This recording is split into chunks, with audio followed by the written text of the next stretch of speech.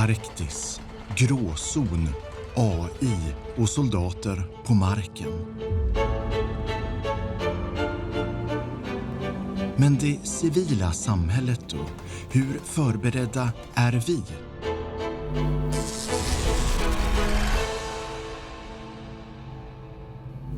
När kriget kommer.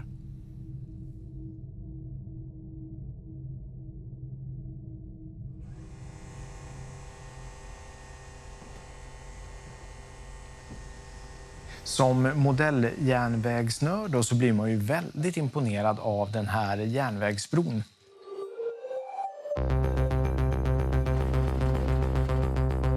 Det här är en modell över vårt moderna samhälle.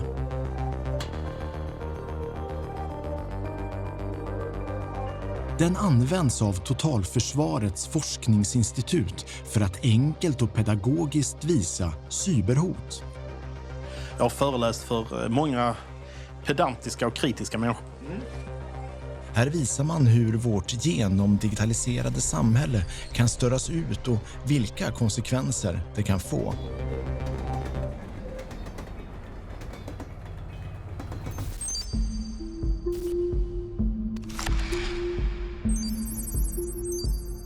Cyberangrepp. Du har en dator, jag har en dator. Jag vill på något sätt påverka dig eller din verksamhet genom att min dator ber din dator göra något som du inte vill att den ska göra eller som du inte vet att den ska göra. Ganska små bus kan få katastrofala följder. Hackas vattenreningen blir hela kvarter magsjuka. Om någon ger sig på trafikljusen kan sjukhusens akutmottagningar snabbt fyllas. Och vad händer om en bro fastnar i upphissat läge på grund av skadlig kod?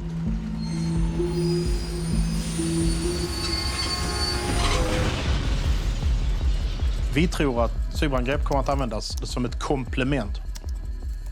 Och man gör det för att underlätta för andra typer av operationer, för stöd till dem. Så det är inte något man använder helt isolerat och separat. Cyberangrepp kommer inte bara att drabba Försvarsmakten utan även det civila samhället mot hela eller delar av landet. Det finns flera sätt att förstöra, försvaga och göra en allmänhet riktigt illa.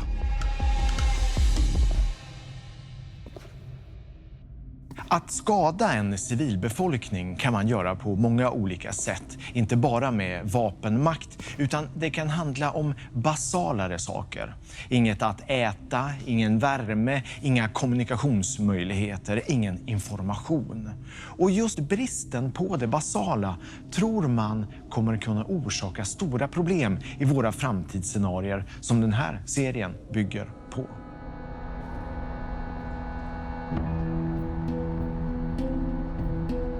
Det finns speciellt en känslig punkt som kan förändra mer än vad man först tror. Man kallar det just in time, det vill säga minimal lagerhållning av varor, utan allt ska istället vara på väg mellan producent till konsument. Om transporterna bryts finns således inga varor att tillgå. Allt kommer att ta slut och det snabbt.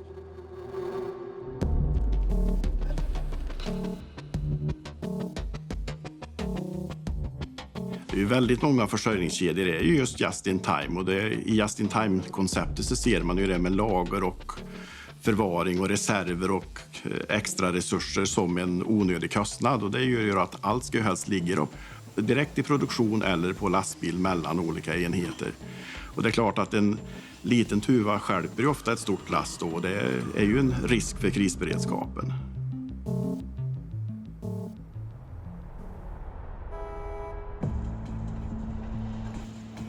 Under den inledande fasen av coronakrisen så såg vi att alla ville åt samma typ av förnödenheter.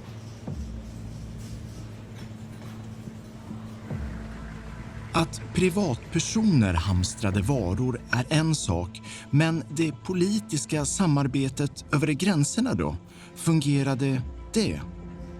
Ni känner säkert till att flera EU-länder, bland annat Tyskland, Frankrike, Italien, Bulgarien, som en följd av pandemin infört exportrestriktioner på medicinsk skyddsutrustning. Någonting som vi från svensk sida har varit mycket kritiska till. Vi förstår såklart att det finns en oro, men också i den här allvarliga situationen ska vi ha en solidaritet mellan EU-länderna. Handel med medicinsk skyddsutrustning måste fungera.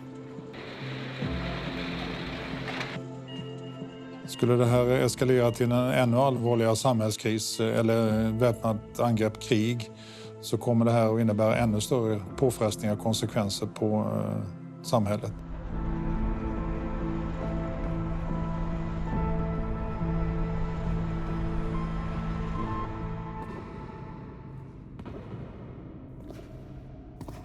Brist på sjukvårdsmaterial och brist på importerat livsmedel är en sak. Men det vi har själva då? Det vi är självförsörjande på? Vi har ju mängder med resurser inom landet. Odlingsbar mark och djur. Vi är självförsörjande i princip på när det gäller spannmål, ägg och höns och lite till. Å andra sidan så är ju de produkterna även beroende av att traktorer har diesel, att vi har gödsel och andra insatsvaror till jordbruket. Så egentligen är vi ju inte självförsörjande på något.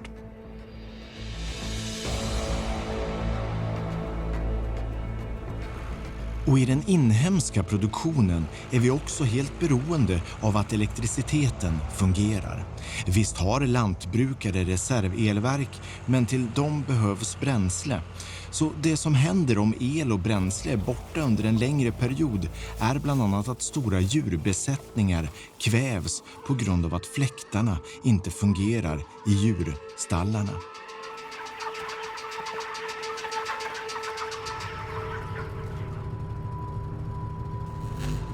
Om det centrala elnätet, om man kan släcka ner det på över tillräckligt stort område, då fungerar i princip ingenting längre.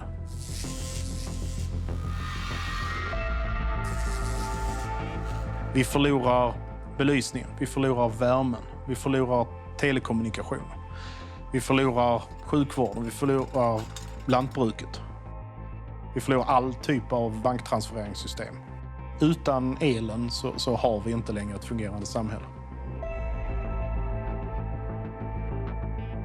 Ett land som kämpar för att bara överleva är lätt att få dit man vill. Hur kompetent försvarsmakt man än har. När man varken kan, vill eller orkar försvara sig längre så är alla erbjudanden om en villkorad fred antagligen lätt att acceptera.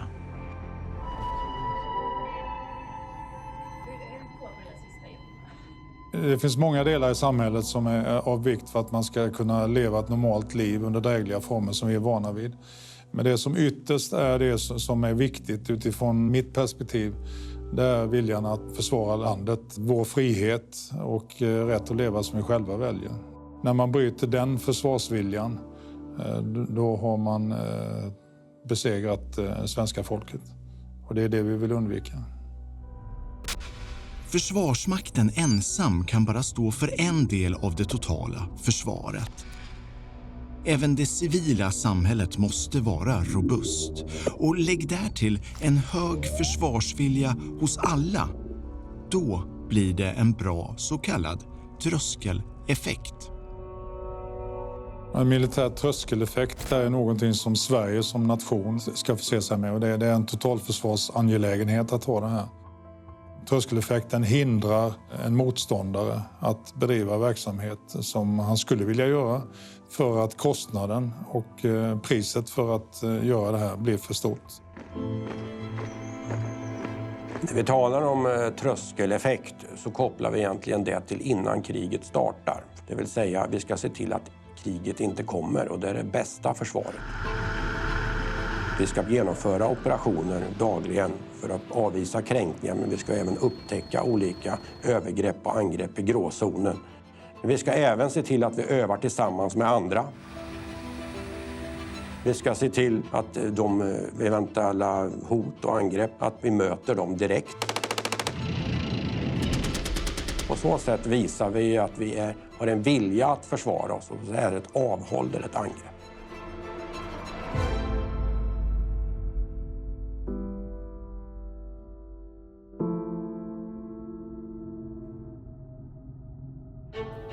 I nästa avsnitt.